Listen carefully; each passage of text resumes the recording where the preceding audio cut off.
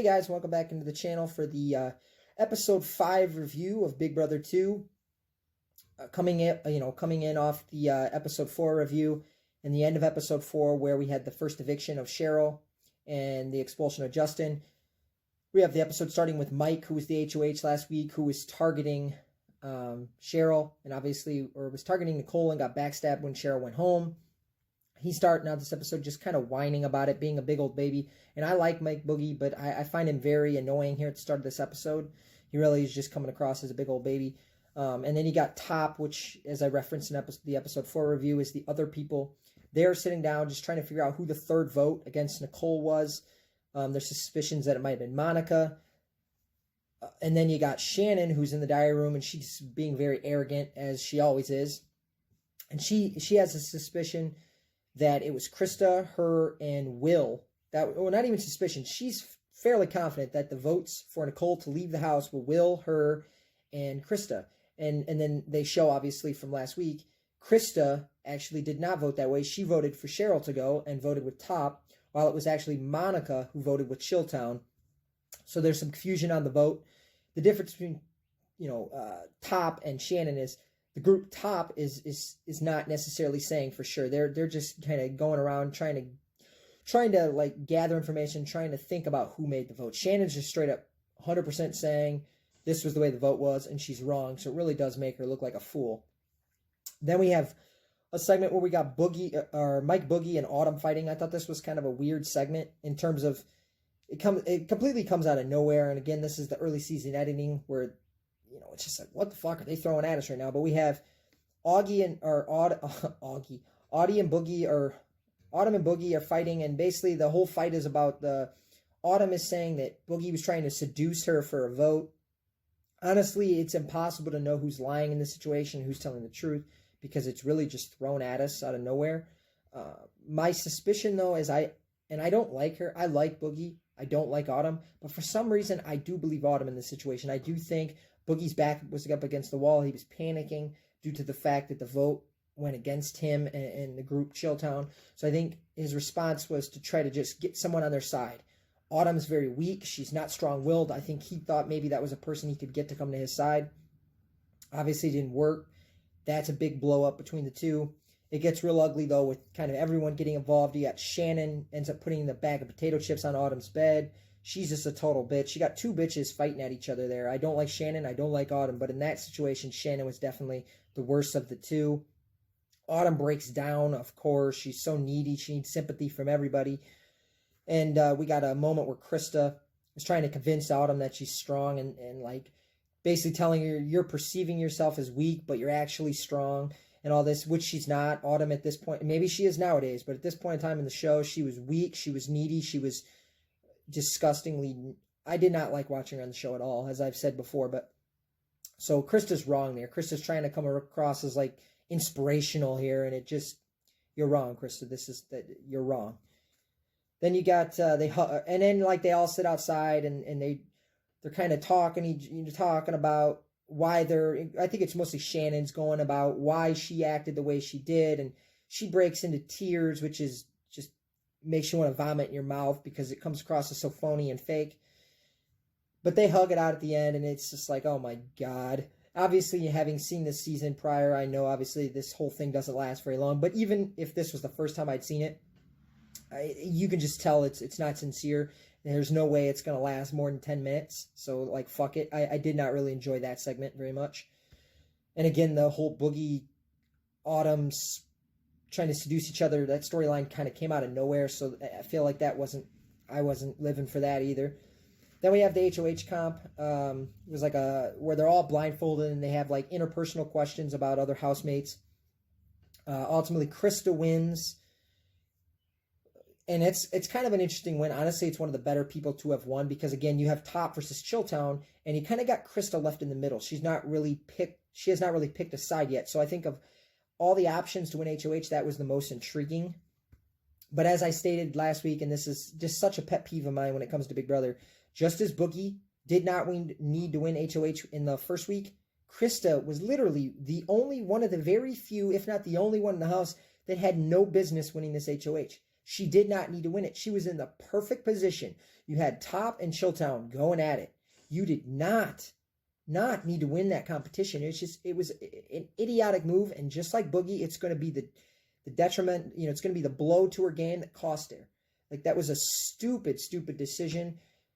Honestly, and I think she does kind of know, like, right after she wins it, which is what I'll get to in the next segment, I think she starts to pick up on, like, fuck, I'm kind of playing the middle here, and now I'm forced to pick a side when I didn't need to win the competition. It was stupid. And again, just shows that in Big Brother, if you do not need to win a competition, don't win it. It's dumb. It's idiotic. It puts your back up against the wall. It forces your hand. There was no need to win one there. So a bad decision by Krista. Good for the viewers because it's an interesting person to win. But in terms of her and for her game, it was a bad decision. Then when we come back from commercial, we got Krista going around everybody in the house, kind of asking who she wants or who they want nominated. She's kind of trying to take some of the heat off herself. Like, she can make these nominations and just tell the person nominated, well, everyone in the house wanted you nominated. So it kind of takes a little bit of it off of her and puts it on everyone else. I guess that's an okay move, but ultimately, like I said, shouldn't have won HOH, shouldn't have been in that position. Ultimately, almost everyone is saying they want Will nominated. It's pretty clear, though, by her responses, she's trying to fight against it. Also, there was a thing I had to write down. It was kind of interesting. It's Krista and Bunky, like, outside washing their clothes, and, like, Autumn comes up, and Bunky, up to this point, has been a relatively nice guy, and he, like, snaps at Autumn. Like, she comes up, and he's just like, this is a private conversation. Like, really, like, I don't, like, necessarily love Bunky. He's okay. He annoys me to a degree. But holy shit, I love that moment. Like, fuck yeah, get her, Bunky. She sucks. Bunky and me are brothers. We both understand that fucking Autumn is annoying. And if she walked up in the middle of one of my conversations, I'd say the same thing. Get the fuck out. Go cry somewhere. So I had a boy, Bunky. Then we had the food competition, which, again, I hate these. But this was kind of a good competition. It's not one that I think we've seen again ever since. Not that I can remember. It's guys versus girls. And they all have to say what they believe their weight is. You get on the scale, you see what your actual weight is currently, and whatever group of the guys or girls that is closest to what their weight is wins the food competition. The guys actually win by 1 pound, so it's as close as it could get. So the girls are on slop for the entire week, or peanut butter and jelly, I guess. Then after that, we have a segment of Chilltown, and they're like, and this was actually a pretty good segment. It was a few different clips in the segment, and it's like Chilltown just trying to suck up. Mostly it starts out with Will trying to suck up to Nicole, and then you have Shannon trying to suck up, and then Boogie trying to suck up. And I think of the 3 members of that group, you really see the difference between them and why one of them wins the game and the other 2 are terrible. Will is amazing. He has like ability to just use his charisma and charm, and even though it's still obvious to them that he's sucking up, he's so charismatic and charming that it works. And then you got Boogie and Shannon, and theirs is like, particularly Shannon's, it's so fucking phony, and it's just like, it almost makes it worse for her when she's trying to suck up and admit her own faults. It's a disaster of a moment for her. Boogie, he's not very good at it either. As I said, he gets better as in later seasons, but in this first season, he's a train wreck. And then we have a segment where Boogie says, basically he goes and like he's talking to Will and he's like, I hate this game. Because he's over it, he's frustrated, and he feels like it's time for him to go, while Will just smiles at the camera and says, I love this game. And that's, again, the difference between the two in this season. Will, everything is going against him, and he still enjoys it. I almost feel like he is the type of guy, he enjoys his back up against the wall. I think that brings out the best in Will, while other people kind of just fall away, and they can't handle it, and they just completely break down. Will gets stronger when things go against him. And I thought that was segment. It's just kind of cool to see Will's like saying, he's smiling at the camera saying he loves the game when everything in the game has gone against him. But then we have towards the end of the episode again, Boogie makes another wrong statement when he says, I can't remember who he's talking to, but he basically says Will can't win this game. He has too many enemies. Just thought it was another way to prove, Boogie doesn't know what's going on in this game. He's wrong. Will can win this game, and will win this game. So Boogie has not done much right the entire show.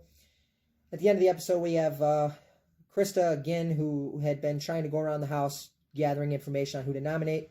Ultimately, she kind of stays playing both sides. She nominates Kent and Autumn. So she even though they're kind of part of Top, they're not the main members of Top. That's more the group of like Hardy and Nicole. So she kind of goes right down the middle and she nominates Kent and Autumn. She does not nominate any of the 3 members of Chilltown, which is obviously going to infuriate the rest of the house. So, Krista really did stay in the middle, but she tried to stay in the middle, but she really didn't because she's obviously upset the whole other side of the house minus the 3 members of Chilltown. So now she's got, like 7, 8 people pissed at her. Well, if she just not won HOH, no one would have been upset at her. No one would have had her on their radar. So all in all, this was a good episode. Krista, I thought, was the MVP of the episode. I thought she was pretty funny. Her accent, it does annoy the piss out of me, but I thought she had a decent episode in terms of, from an entertainment standpoint. But in terms of her position in the house, it got worse in this episode. But all in all, a good episode. The nominations again are Kent and Autumn. We know I love Kent. We know I hate Autumn. So hopefully, I know who goes home, obviously, but let's pretend I was watching this for the first time. Let's hope Autumn goes home because she sucks. Kent is funny and hilarious and good for the show. But thanks for checking in, guys. I'll be back for my episode 6 review probably tomorrow. And I thank you all for watching. Comment, like, subscribe. Let me know what you think, and hopefully you'll check in for the episode 6 review. Thanks, guys. I'm out.